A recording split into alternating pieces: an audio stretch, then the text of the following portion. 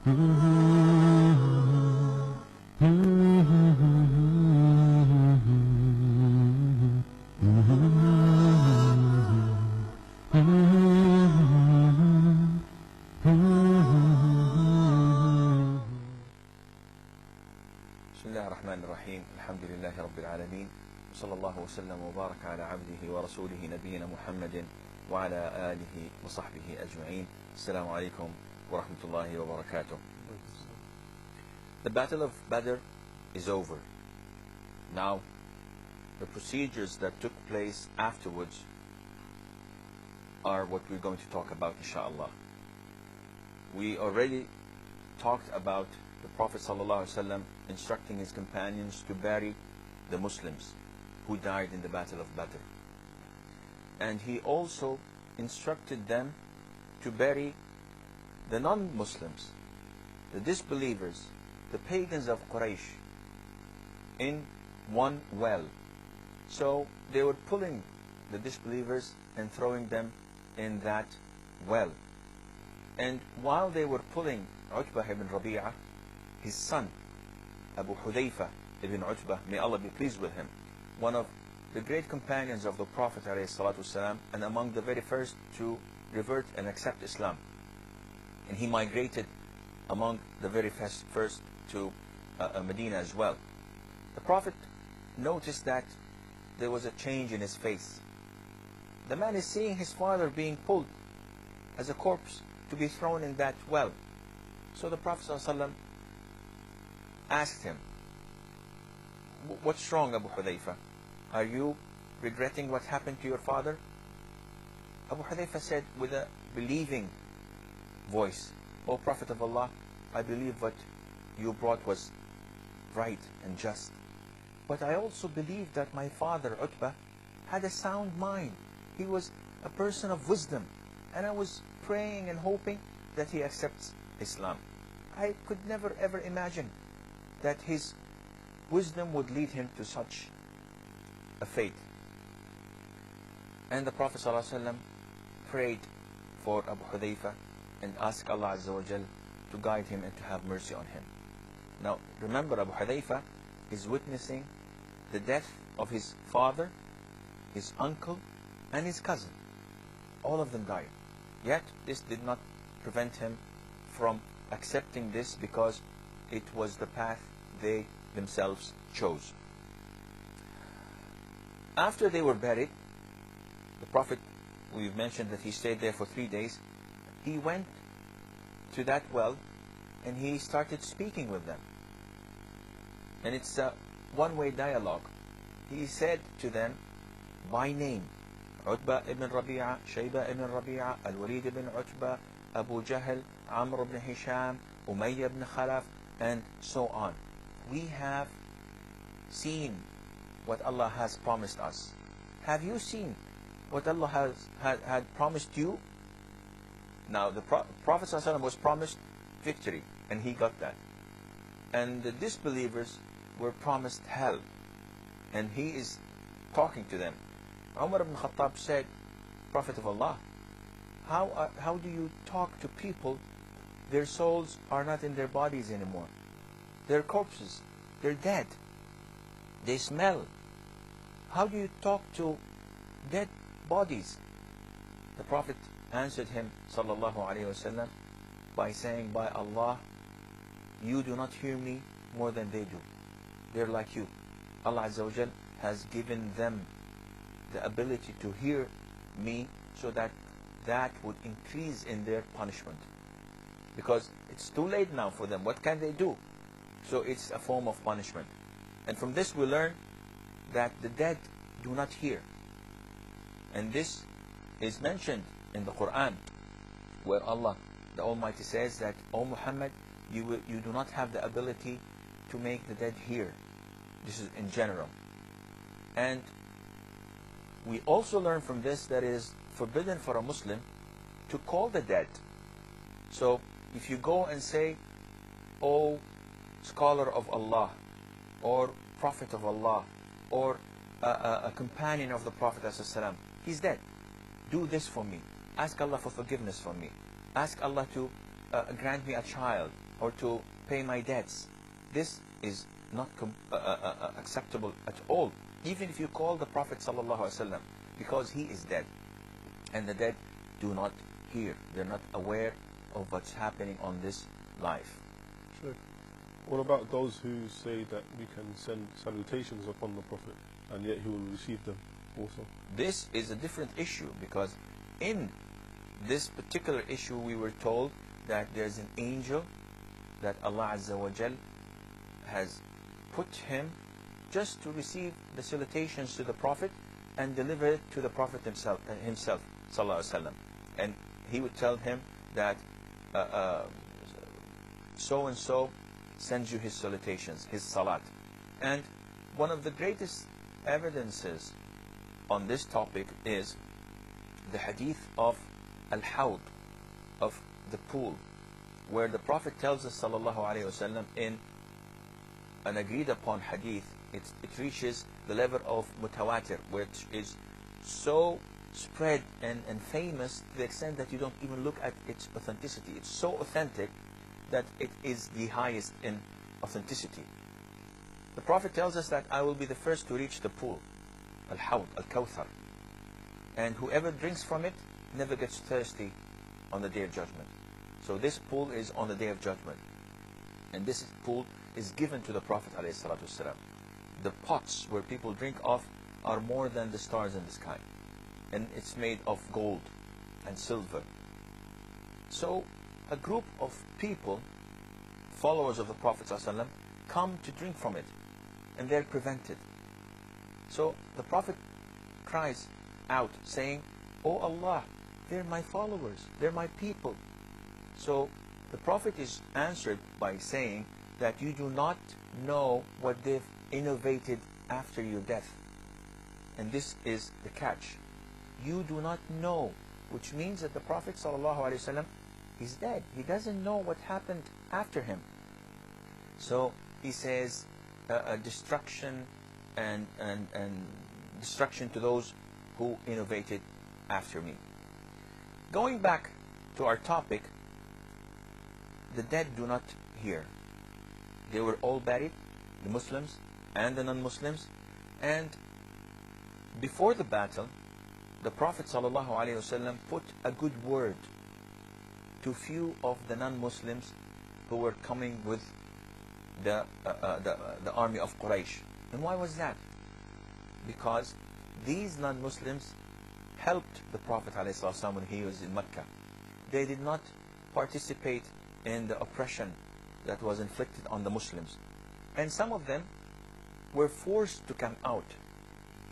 And for example, al-Abbas ibn abdul-muttalib, who was the uncle of the Prophet ﷺ, was forced to come out, to go and participate. He did not participate, he did not kill anyone.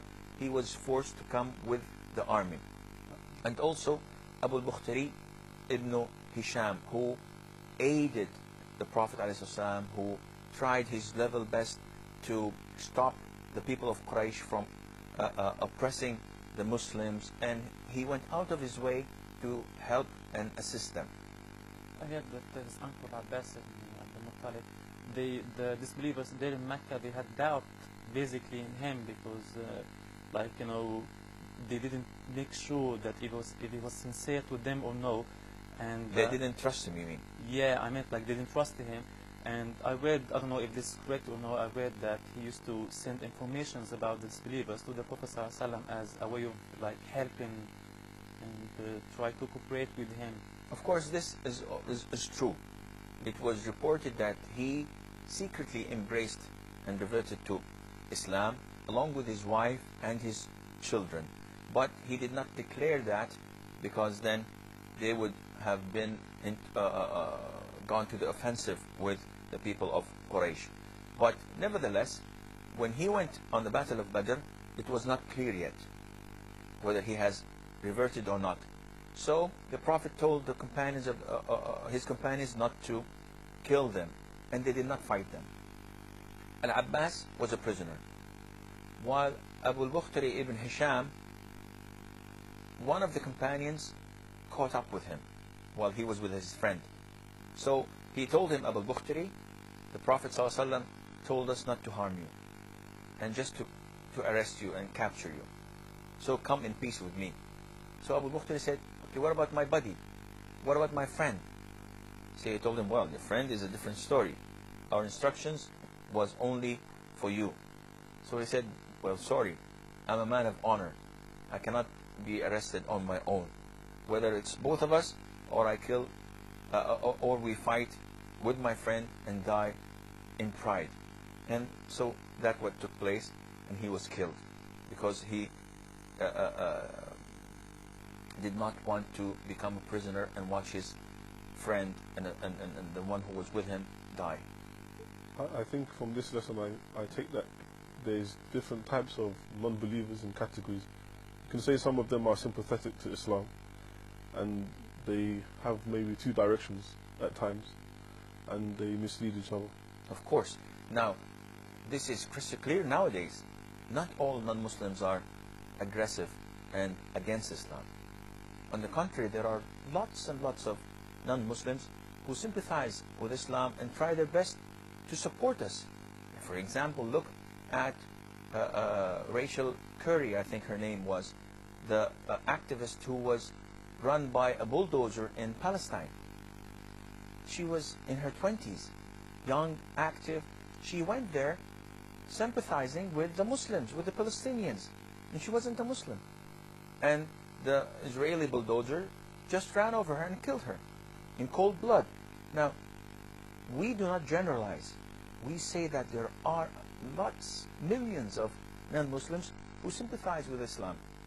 And in the Quran, it tells us that Allah Almighty does not forbid you from being a friend, being nice, being kind to those who do not fight you, who do not abuse you, who do not kick you from your houses. Allah does not deny you from being kind to them. Allah denies you and forbids you from being kind to those who fight you, to those who exile you from your houses and try their level best to destroy your religion. So you have to be careful. You don't talk about non-Muslims as they're all the same. There are so many of them who were helpful to Islam. Abu Talib, for example, the uncle of the Prophet ﷺ, he was among the elite in defending the cause of the Prophet ﷺ, though he was not a Muslim. I believe we have a short break. Stay tuned, and inshallah we will be right back.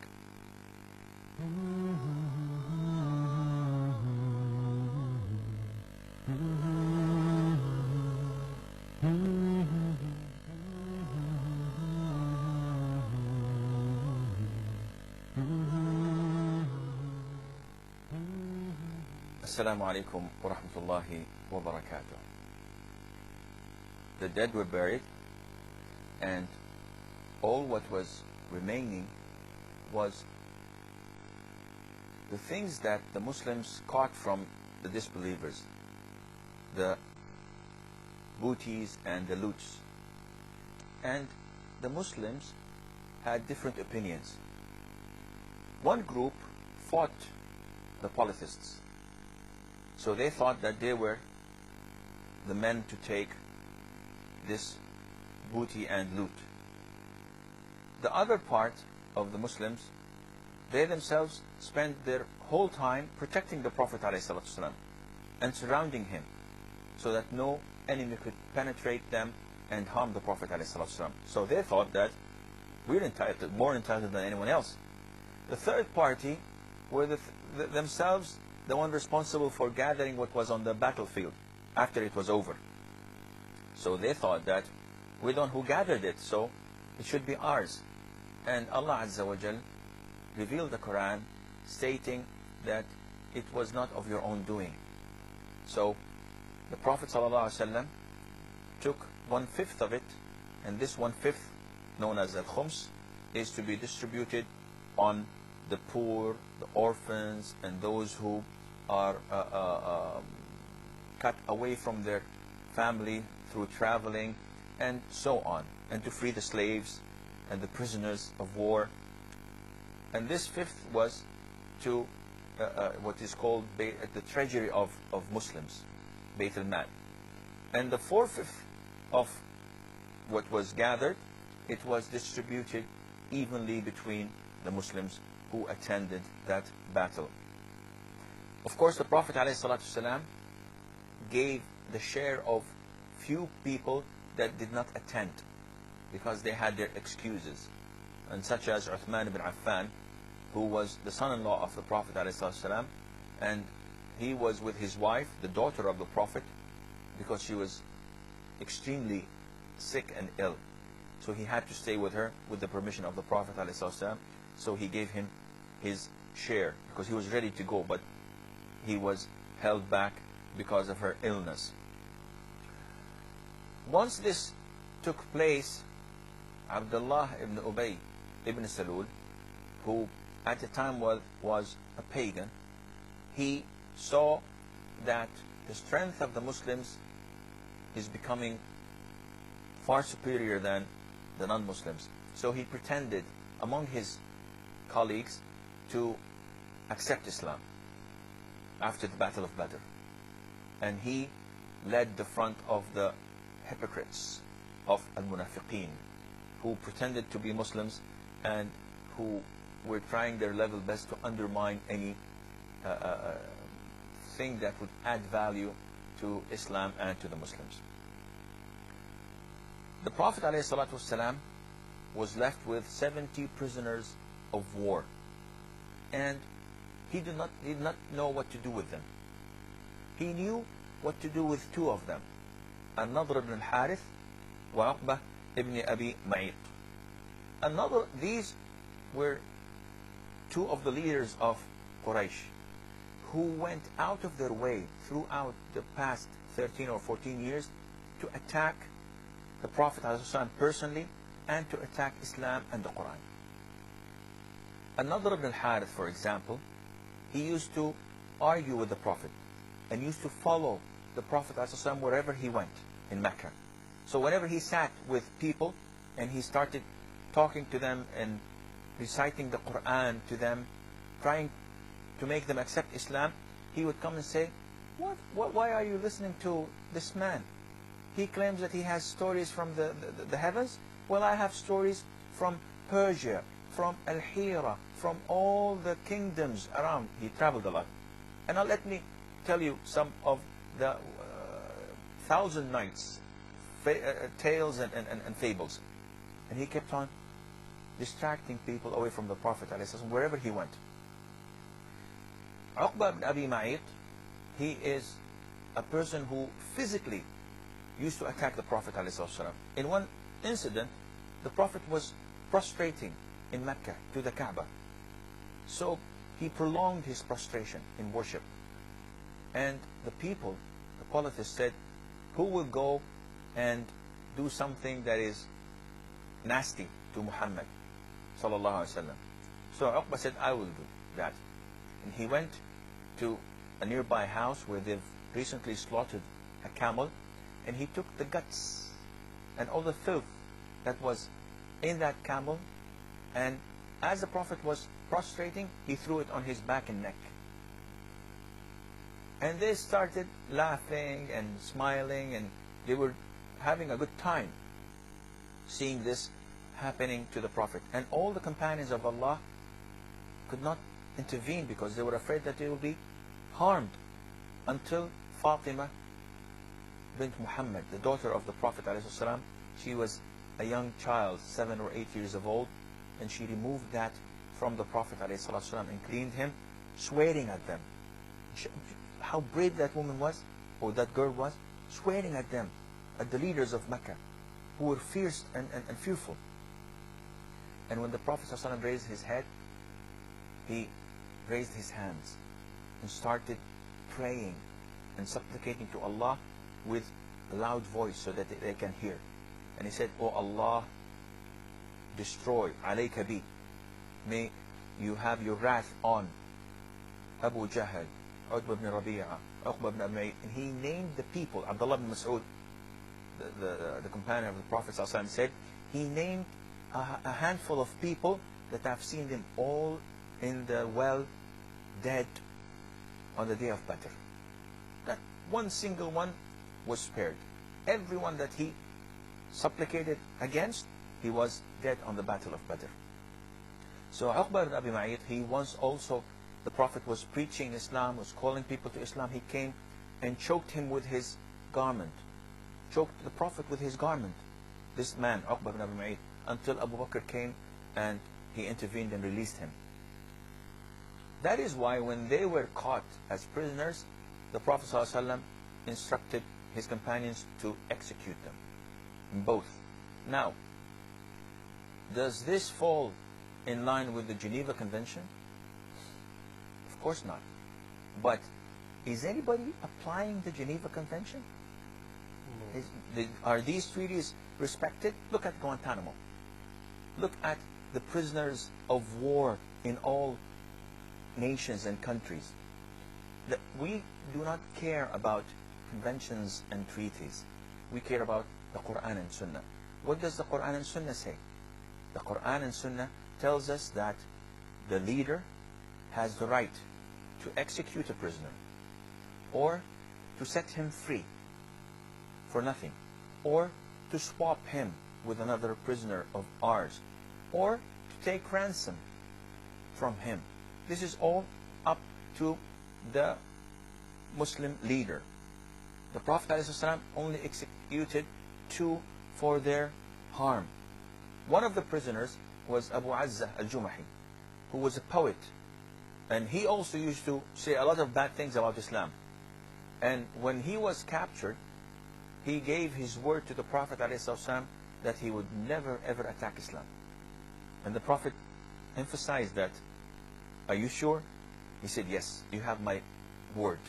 Because poets at that time were more stronger than the media. They were the only a way of transporting and transferring news. So they were like, TV channels and radio stations. Great effects on the people. It's an effect beyond imagination. And they were among the richest because they could bring a person up to the heavens by praising him and saying things about him that people would think he's the most generous, the bravest among all. And they can bring a person to the ground by saying untrue things about him, that he's stingy, he's coward, he's so and so. Now, 2 were executed. The remaining 70, the Prophet ﷺ did not know what to do with them. So he, as usual, consulted his companions. So Abu Bakr said, well, I think and I believe that they are our brothers and cousins. And maybe Allah will guide them to Islam one day. So I think that the best thing is that we ask ransom from them. And this hurts them financially, and it's a lesson for them to learn from. So we request money in exchange, and this would add value to us as a beginning nation. We need the financial means to establish our country. So the Prophet ﷺ liked this opinion. Umar ibn Khattab, on the other hand, along with Sa'd ibn Mu'adh and Abdullah ibn Rawaha from the Ansar. Now, Umar and Abu Bakr are from the migrants, so they are their cousins. Umar said, well, I don't think that this is a very sound idea. My advice is to give Aqil ibn Abi Talib, who was a polytheist at the time, to his brother Ali ibn Abi Talib, and to give someone from also Bani Hashim to Hamza, and to give so and so to his brother so and so, so that they all execute them. And then when everyone executes his loved one or relative, Quraysh knows that we mean business, and this is nothing to do with feelings. This is our religion, our belief that we believe in. This brings me back a little bit. On the battlefield, we were told that Abu Ubaidah Amr ibn al-Jarrah had to kill his father because his father tried his level best to kill his son, and he was escaping him. Yet he had to face him in battle, and he had to kill him before being killed. And also other companions had to kill their uncles, had to kill their relatives, because they came in order to kill them. One of them was Abdurrahman ibn Abi Bakr, if I may recall correctly. After he embraced Islam, long afterwards, he said, "Oh father, if you see me on the battle of Badr, I was trying to avoid you so that I would not fight you and kill you." So Abu Bakr told him, "Oh my son, if you saw me on the day of Badr, I was trying to locate you so that I would kill you. So don't think that you're merciful because you're avoiding me. I was doing this for the cause of Allah the Almighty." So the Prophet ﷺ was hesitant in accepting which opinion? The opinion to kill the prisoners or to ask for ransom. But I'm afraid that this is all the time we have for today's program. We will know inshallah next time we meet what happened and what did the Prophet ﷺ chose. So until then, fi amanillah. Wassalamu alaikum wa rahmatullahi wa barakatuh.